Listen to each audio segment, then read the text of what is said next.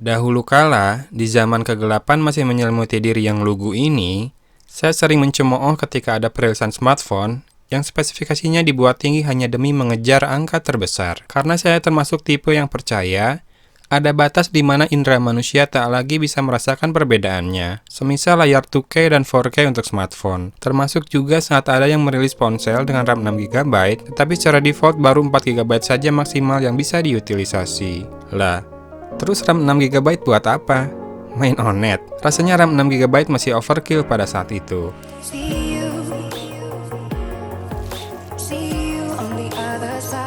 Dan kini, akibat Banggood memberikan saya sebuah Umi Digi Plus E untuk diulas, saya akhirnya merasakan sendiri menggenggam sebuah smartphone dengan RAM 6GB. Dan saya pun merasakan kebebasan multitasking yang sesungguhnya. Saya tak pernah peduli lagi dengan aplikasi apa yang belum saya tutup. Semuanya bisa saya biarkan tetap nongol di recent apps. Dengan pemakaian beberapa aplikasi secara normal, RAM yang tersisa masih sekitar 4GB. Hingga saya harus mencoba membuka banyak game berat, dan sisa RAM yang bebas pun kini tinggal 1,8GB saja. Harapan saya sih bisa sampai tersisa free RAM 500MB saja, biar terutilisasi dengan baik.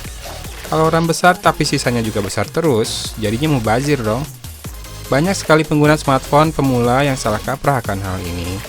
Mereka selalu menginginkan angka free RAM yang besar, karena mungkin khawatir sisanya tak cukup untuk digunakan bermain game yang menyedot memori besar. Namun, Umi Digi Plus E ini tak hanya dapat diandalkan soal RAM-nya saja kok.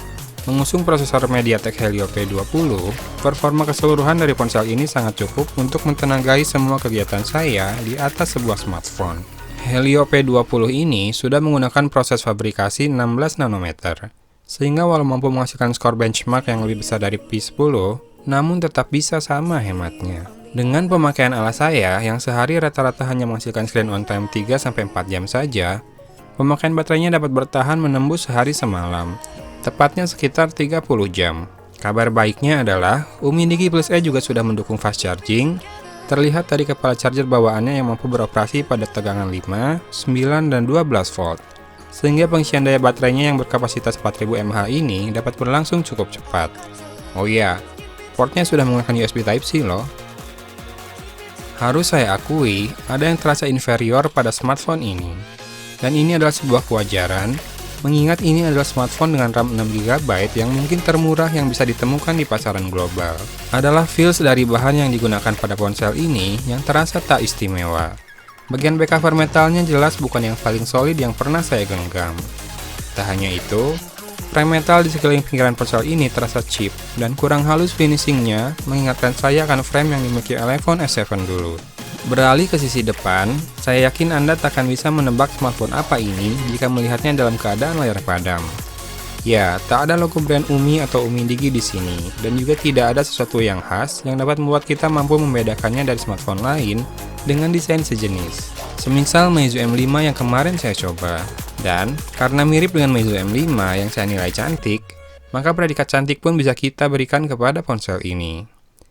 Cantik dan mirip-mirip, jadi pas jika dianalogikan dengan cewek-cewek yang cantik berkat operasi plastik di tempat yang sama kali ya.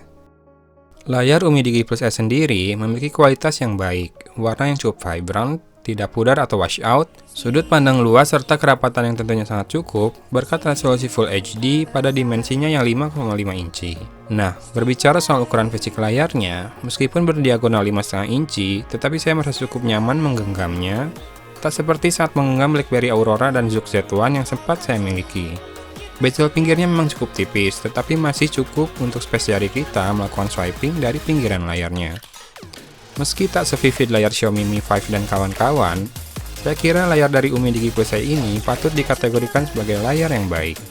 Untuk masalah navigasi, saya yakin banyak yang mengira bahwa ponsel ini hanya dioperasikan menggunakan satu tombol home yang bisa menggantikan fungsi tombol lain.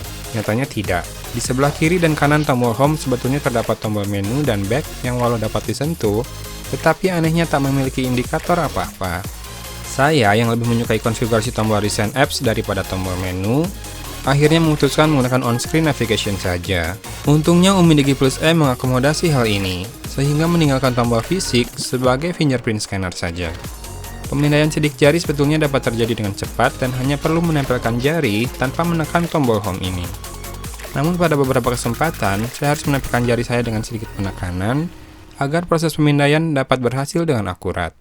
Satu lagi hal yang saya syukuri dari Umi Digi Plus E ini adalah penggunaan OS Android stok yang hanya sedikit sekali mengalami modifikasi. Saat saya uji, versi Androidnya masih Marshmallow 6.0. Selain itu, penggunaan prosesor Helio P20 ini sudah memungkinkan koneksi ke jaringan 4G dan 3G secara berdampingan di kedua nomor yang dipasangkan. Berikut ini adalah informasi hardware serta kelengkapan sensor, serta hasil benchmark yang saya hasilkan menggunakan beberapa aplikasi dari pihak ketiga.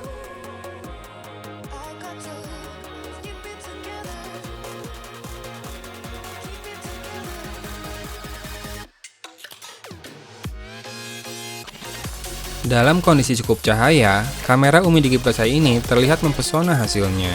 Sayang memang jika intensitas cahaya berkurang, mulai sedikit pudar juga ketajaman dan kecerahan warna yang dihasilkan. Tipikal kamera HP 2 jutaan banget deh pokoknya. Sayangnya lagi, ketidakhadiran fitur manual untuk mengatur shutter speed membuat saya tak bisa memperbaiki hasilnya. Ya, biasanya saya menurunkan ISO dan memperlambat rana agar hasil foto di kondisi low light bisa lebih baik lagi. Setelah sempat khawatir dengan autofocus, gara beberapa ponsel terakhir yang saya review suka meleset autofokusnya, saya merasa sangat lega mendapati Umi Digi Plus E ini memiliki autofocus yang akurat. Untuk menilai seberapa baik kualitas kameranya, saya mempersilahkan Anda memeriksa foto-foto hasil kameranya pada gambar-gambar berikut ini.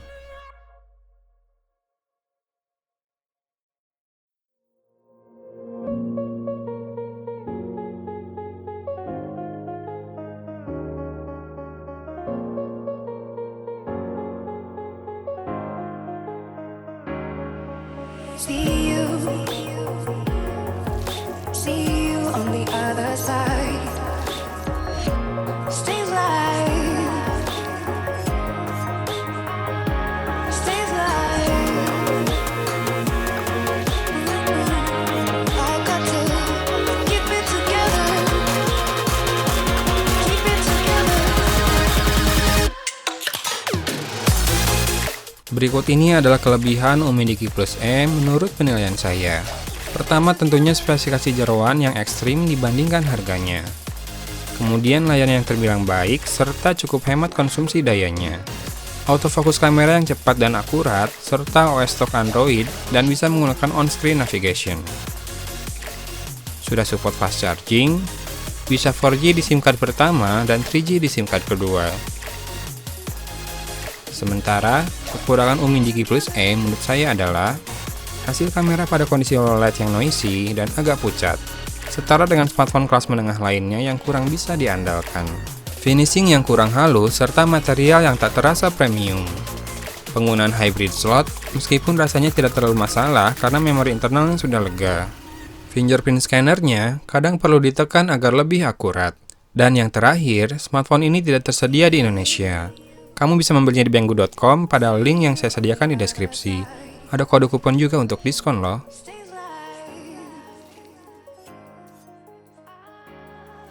Masuk ke kesimpulan, andai kata saya belum memiliki Honor 8 yang sudah saya dapuk untuk menjadi daily driver saya seterusnya, mungkin saya akan dengan senang hati menjadikan Umi Digi Plus E ini sebagai ponsel utama saya. RAM dan ROM yang besar tentu jadi kelebihan tersendiri. Namun lebih dari itu, saya menilai pada harganya yang sekitar 2,7 jutaan ini akan sangat sulit mencari lawan yang sepadan. Terbukti ketika saya menjual kembali ponsel ini, sang pembeli langsung melakukan deal tanpa negosiasi harga sama sekali. Anda yang lebih mementingkan spesifikasi jeroan daripada build quality dan feels dari material yang digunakan, nampaknya akan cocok dengan Umi Digi Plus E. Demikian review saya kali ini. Hatur nuhun. Wassalamualaikum warahmatullahi wabarakatuh.